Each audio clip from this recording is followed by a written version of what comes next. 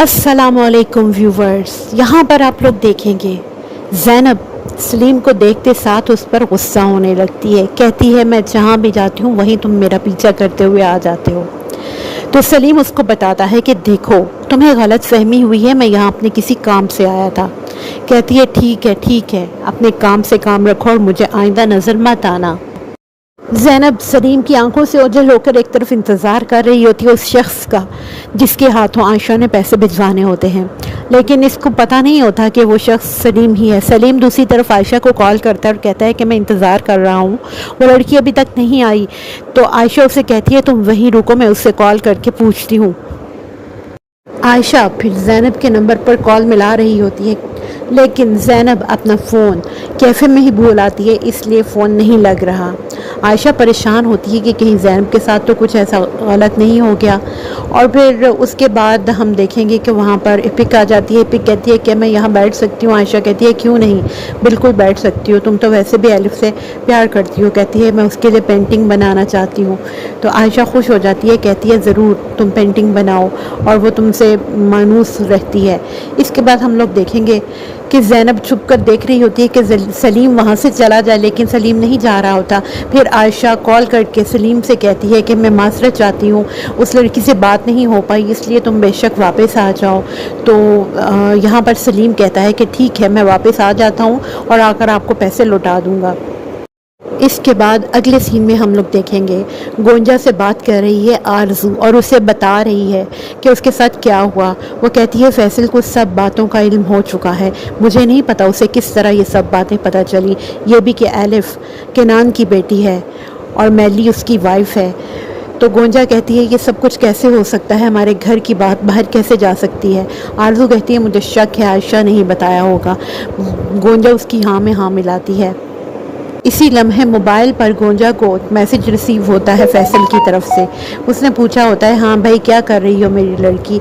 तो ये बहाना बनाती है कि कोई रॉन्ग नंबर से मैसेज कर रहा है। दूसरी तरफ एलिफ खाना खा रही होती है टेबल पर कि आरजू आती है इसके पास। कहती है पता नहीं कब तुम हमारी जान छोड़ोगी, हमारे खाने क्यों खाती हो, यहाँ बैठकर हमारी चीज़ें क्यों इस्तेमाल करती हो।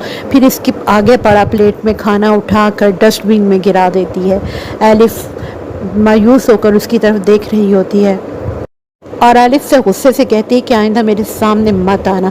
दूसरी तरफ ज़ैनब जब कैफ़े में अपना मोबाइल देखती है और आयशा की कॉल्स आई हुई देखकर उसको कॉल करती है और उसे बताती है कि मैं सॉरी अपना मोबाइल कैफ़े में ही भूल गई थी, लेकिन मुझे वो लड़का नज़र नहीं आया, मैं उसी जगह पर मौजूद थी। तो आयशा कहती है वो लड़का भी वहीं पर मौजूद था, ऐसा कैसे हो सकता है।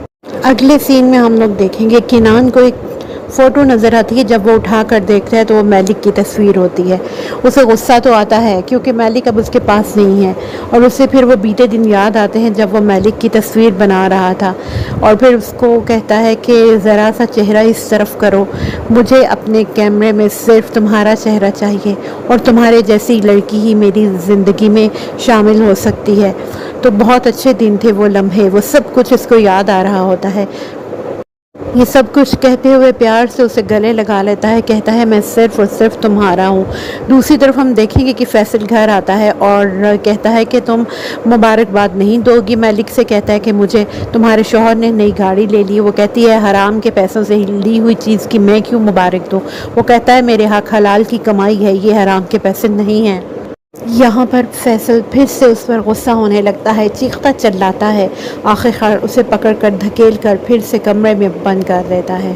फैसल इतना जुल्म करता है उस पर और कोई भी इसके जुल्म के ख़िलाफ़ नहीं बोलता। मुराद भी ये सब देख रहा होता है। फिर मुराद कहता है कि बाबा क्या आप मुझे अपनी गाड़ी की चाबी देंगे। तो फैसल पूछता है तुमने क्या करनी है। कहता है मैंने वैसे ही बाहर घूमना है ताकि लोगों को पता चले हमारे पास नई गाड़ी आई है। फैसल कहता है ऐसा नहीं हो सकता, ऐसे ही तुम तोड़ फोड़ ना कर दो, इस वजह से मैं तुम्हें अभी गाड़ी की चाबी नहीं दे सकता। तो फिर मुराद कहता है कि ठीक है, मुझे सिर्फ गाड़ी के आगे थोड़ी पिक्चर्स ले लेने दीजिए ताकि मैं अपनी गर्लफ्रेंड को इम्प्रेस कर सकूँ कि हम लोगों ने नई गाड़ी ले ली है। तो फैसल इस बात पर राज़ी हो जाता है। फिर मुराद पोज बना कर गाड़ी के साथ अपनी तस्वीरें बनाता है। कितने शोखे और होछे लोग हैं ये, नए नए अमीर हुए हैं ना हराम के पैसे से। फिर फैसल उसकी तस्वीर ले रहा होता है कि मुराद कहता है कि बाबा चाबी दीजिए, मैं गाड़ी के अंदर बैठता हूँ और आप फिर मेरी तस्वीर बनाइए ताकि ऐसा लगे मैं गाड़ी ड्राइव कर रहा हूँ। इसी दौरान फैसल इसके बाद आरज़ू को कॉल करता है, वो इसकी कॉल पिक नहीं करती। फैसल को सख्त गुस्सा आता है, कहता है इसको तो मैं देख लूँगा, ये समझती क्या है, इसे अभी मेरी ताकत का पता नहीं है कि मैं क्या कर सकता हूँ। तो फिर गुस्से में आकर फैसल वहाँ से चला जाएगा। अब फैसल क्या करने वाला है ये हम आपको आगे चलकर बताएंगे। उधर सलीम कैफ़े में बैठा होता है और ज़ैनब से कहता है कि देखो मैंने असाइनमेंट कंप्लीट कर ली है।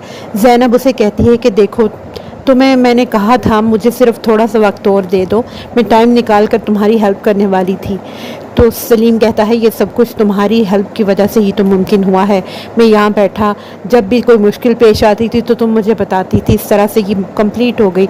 अब दूसरे सीन में हम देखेंगे आलिफ बैठी बिस्किट खा रही होती है कि आयशा उसे कहती है कि बेटा तुमने खाना क्यों नहीं खाया है, लेकिन आरज़ू के डर से वो सहमी सहमी रहती है और आयशा को नहीं बता पाती कि आरज़ू ने उसका खाना नीचे गिरा दिया था। दूसरी तरफ पहलन आती है कैफ़े में सलीम के पास, तो सलीम उसे बताता है कि मैंने असाइनमेंट मुकम्मल कर ली है। उसका दिल अंदर से जल जाता है, कहती है मैंने तो अभी स्टार्ट भी नहीं की, तुमने कैसे मुकम्मल कर ली। तो फिर वो उसे बताता है ये सब कुछ ज़ैनब की वजह से हुआ है, ज़ैनब ने इस तमाम में मेरी हेल्प की है, मैं यहाँ आता था और ज़ैनब मेरी हेल्प करती थी। अब पहले का जल के बुरा हाल हो रहा है। दूसरी तरफ फैसल ने अपना गेटअप चेंज कर लिया है, अच्छे से ड्रेसअप हुआ खड़ा है यहाँ पर, यानी कि ये जाने वाला है किनान से मिलने के लिए। उससे पहले ये ड्रेस पहनकर चल फिर कर प्रैक्टिस कर रहा होता है और बोलने की भी। दूसरी तरफ मुराद अंदर बैठा खाना खाने लगता है कि इसे एकदम से मैलिक का ख्याल आता है। दरवाज़ा खोल कर मैलिक के पास जाता है, कहता है मुझे मालूम है आप मुझसे नाराज़ हैं, लेकिन मैं आपके लिए खाना लेकर आया हूँ। मैं ये भी जानता हूँ आपको सख्त भूख लगी हुई है, तो प्लीज़ बेशक मेरे साथ बात ना करें, लेकिन ये खाना खा लीजिए। दूसरी तरफ बाहर आता है तो इसे इसकी गर्लफ्रेंड की कॉल आती है। वो खुशी से उसे बताता है कि हम लोगों ने नई गाड़ी ली है और बहुत ही खूबसूरत है और मैं तुम्हें उसकी पिक्चर्स अभी सेंड करूँगा। खुशी के मारे अतावला हो रहा है और उसे पता नहीं क्या कुछ बोले जा रहा है। इसके बाद अगले सीन में हम लोग देखेंगे किनान फूलों के पास होता है और देखकर कहता है कि हसन अब फूल बिल्कुल रेडी हैं, तुम डिलीवरी की तैयारी करो। इसी दौरान हसन इसको बताता है काम के कुछ कागजात हैं, मुझे आपके साइन चाहिए। किनान कहता है ठीक है, जल्दी से दो, मैं साइन कर दूं क्योंकि मुझे फिर उस गाड़ी का पता करने जाना है। वो पुराने मॉडल की गाड़ी है लेकिन मुझे उसकी मालूमात चाहिए हैं। दूसरी तरफ यहाँ पर सलीम बैठा होता है, पहले इससे बात करती है और इससे कहती है कि ज़ैनब को आवाज़ देती है और ज़ैनब से कहती है जल्दी से एक कप कॉफ़ी का लेकर आओ। ज़ैनब कॉफ़ी लेकर आ जाती है, लेकिन वो कहती है कितनी बदजायका और अजीब सी कॉफ़ी है। ज़ैनब उसके हाथ से कॉफ़ी पकड़ती है कि मैं और ले आती हूँ, तो ये छीना झपटी में वो कॉफ़ी वहाँ पर पड़ी असाइनमेंट पर गिर जाती है। ये सब चालाकी से इसने किया है ताकि उनकी असाइनमेंट ख़राब हो सके। और फिर उसके बाद कहती है सलीम से कि देखो ज़ैनब की वजह से ये सारी असाइनमेंट ख़राब हो गई। सलीम कहता है तुम्हें क्या लगता है मैं पागल हूँ, मुझे नहीं नज़र आता, ये सब कुछ तुमने किया है और जानबूझकर किया है। इस सीन में आप लोग देखेंगे ओजे खेलने के लिए बाहर निकली होती है। जब ये एलिफ को देखती है तो इसे कहती है ये देखो मेरे पास इतनी सारी रोप है, मैं रोप के साथ खेलती हूँ और तुम क्या ये गंदे बच्चों की तरह नीचे ज़मीन पर बैठकर खेलती रहती हो। एलिफ कुछ नहीं कहती है, लेकिन रोप क्लाइंब करते करते ओजे गिर जाती है और कहती है तुमने ही मुझे गिराया। शर्फी आ जाती है वहाँ पर, लेकिन शर्फी को समझ आती है कि ओजे खुद ही गिरी है। एलिफ शर्फी से कहती है कि मैंने नहीं गिराया, उसको वजाहत देती है तो वो कहती है बेटा मैं जानती हूँ तुमने नहीं गिराया, ये खुद ही गिरी है, डोंट वरी, तुम परेशान मत हो। उसके बाद हम देखेंगे अगले सीन में आरजू गोजल से बात कर रही होती है कि देखो वो लोग कितने होशियार हैं, किस तरह से मुझे ब्लैकमेल करने की कोशिश कर रहे हैं और मैं कोई उनके हाथों ब्लैकमेल हो सकती हूँ, इतनी तो होशियार मैं हूँ। तो गुंजल कहती है बिल्कुल सही कह रही हैं आप।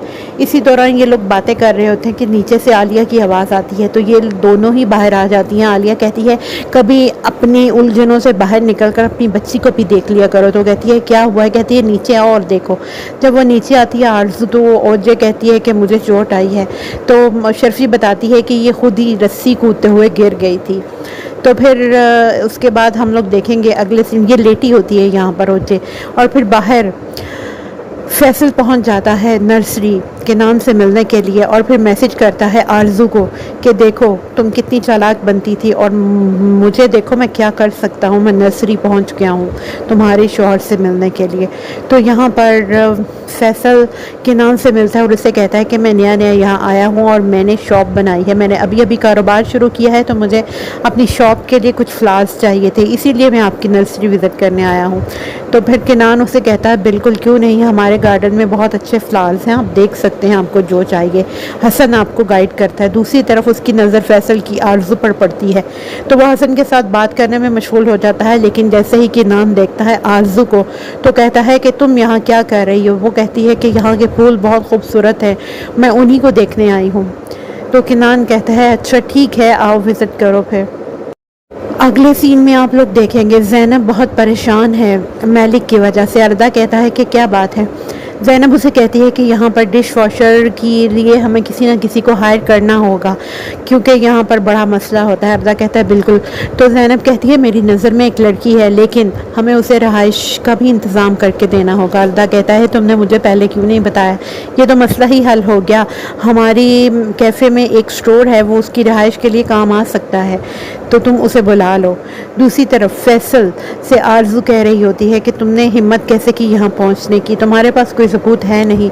तो फैसल उसे कहता है कि जिस तरह से तुम्हें मैं बता सकता हूँ कि एलिफ किनान की बेटी है और मालिक उसकी बीवी थी, तो क्या ये बात मैं तुम्हारे सामने किनान को नहीं बता सकता। ये सच जब मैंने तुम्हें बताया था तुम्हारे चेहरे का रंग कैसा था ये भी जानती हो ना, और ये भी कि उसकी बेटी एलिफ को तुमने ही मारने की कोशिश की थी, जानती हो ना, ये सब बातें मुझे मालूम है। दूसरी तरफ मुराद अपनी गर्लफ्रेंड से बात कर रहा होता है। वो उसे कहती है कि मेरा एटीएम कार्ड काम नहीं कर रहा, मैं यहाँ शॉपिंग करने आई थी, तो क्या तुम मेरी हेल्प कर सकते हो, यहाँ आ सकते हो।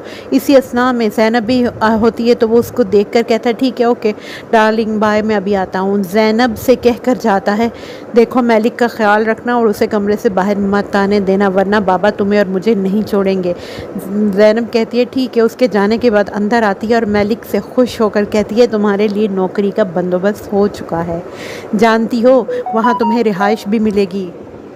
मालिक बहुत खुश दिखाई दे रही है। ज़ैनब कहती है टाइम ज़ाया किए बगैर हमें जल्द से जल्द यहाँ से निकलना है, जल्दी से सामान पैक करो। उधर से किनान आ जाता है उस शोरूम में जहाँ से वो उस गाड़ी की मालूमात लेता है, तो वो गाड़ी का ओनर उसे बताता है वो कभी कभार फैसल गाड़ी लेता था हमसे, अब वो मुकम्मल उसने ख़रीद ली हुई है, वो गाड़ी उसी के पास होती है।